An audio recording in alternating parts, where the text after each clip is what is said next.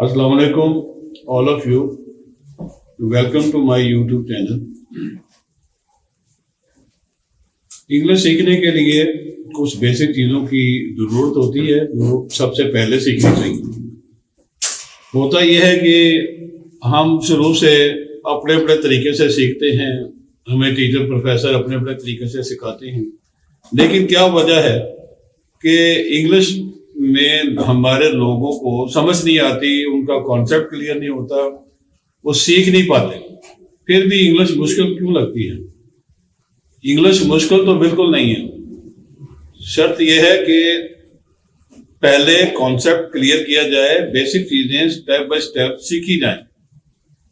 और सबसे पहले जो स्टेप आता है, जो मैंने अपनी 25 साल टीचिंग एक्सपीरियंस में जो सीखा समझा और जो मुझे समझ आई, वो ये है कि सबसे पहले हमें पार्ट्स ऑफ स्पीच सीखने चाहिए।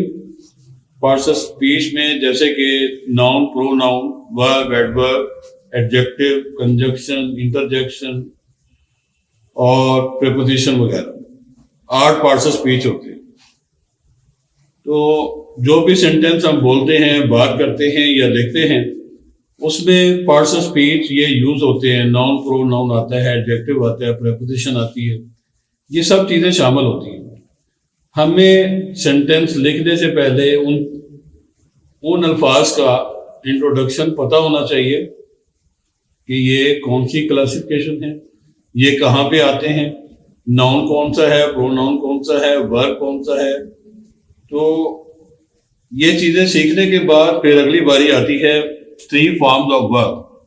अब 3 फॉर्म्स ऑफ वर्ब जब हम अच्छे तरीके से सीख लें, वर्ब की फॉर्म्स इंशाल्लाह हमने अपने तरीके से वर्ब की फॉर्म देखी हैं और around the country you will not see this example like our 3 forms of verbs.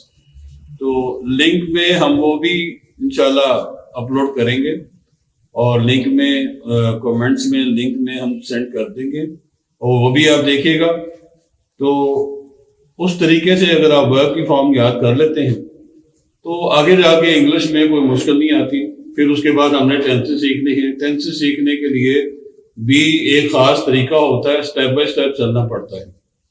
इसीलिए हमने अपने इस चैनल का नाम learn English tenses step by step रखा है।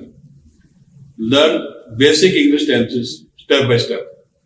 अच्छा, और अगर टेंस इंग्लिश लिखना आ जाए, उसके बाद लिखनी आ जाए और फिर बोलनी आती है। जब लिखनी नहीं आएगी, वर्ड छोटे छोटे वर्ड के मीनिंग हमें नहीं आएंगे, साथ साथ में हम वोकैबुलरी इंप्रूव करनी पड़ती है। ठीक है, पार्ट्स ऑफ स्पीच के बाद वर्ब की फॉर्म्स को सीखना बहुत जरूरी है।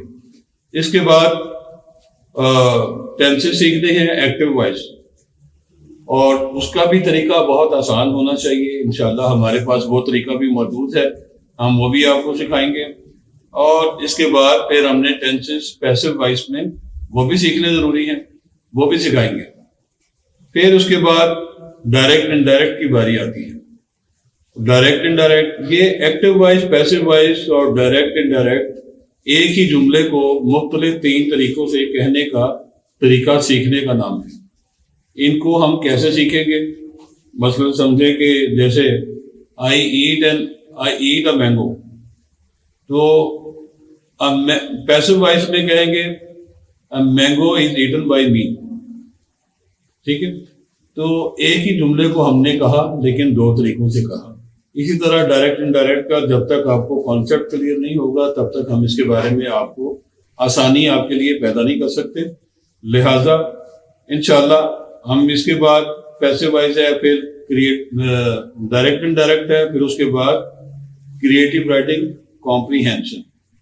क्रिएटिव राइटिंग कॉम्प्रीहेंशन के लिए जब सेंटेंस, छोटे छोटे सेंटेंस बनाने आपको आ जाएंगे, उसके बाद आप इस काबिल हो जाएंगे कि आप कोई कंपोजिशन लिख सकें, क्रिएटिव राइटिंग लिख सकें, किसी भी टॉपिक पर अपनी लैंग्वेज, अपनी जुबान से, अपने जहन से सोचे, उस स्टोरी को अपनी जुबान में सोचे और आसानी से इंग्लिश में लिखने के काबिल होते हैं। इस चीज़ के लिए हम कोशिश कर रहे हैं। और ये सब सीखने के बाद साथ साथ वोकैबुलरी सीखना बहुत ज़रूरी है। और जब आपकी वोकैबुलरी भी मेंटेन हो जाए تو اس کے بعد اس کا طریقہ بھی میں آپ کو وائٹ بورڈ پہ بتاؤں گا انشاءاللہ ان قریب. تو اس کے بعد باری آتی ہے یہ ساری چیزیں لکھنے اور پڑھنے کے ساتھ ساتھ جب یہ سب چیزیں سیکھ جائیں گے تو اس کے بعد باری آتی ہے اسپوکن انگلش کی. اسپوکن انگلش روانی سے بولنے کا نام ہے، انگلش کو روانی سے بولنا. لیکن جب تک یہ بیسک چیزیں نہیں آئیں گی تب تک اسپوکن انگلش یا ریٹن انگلش بہت مشکل کام ہے. لہذا ہم سٹیپ بائی سٹیپ کوشش کریں گے کہ آپ کو یہ سب طریقے سکھائیں، انگلش کو آپ کے لیے زیادہ سے زیادہ آسان بنائیں. اور نیکسٹ ویڈیو میں انشاءاللہ آپ کو ہم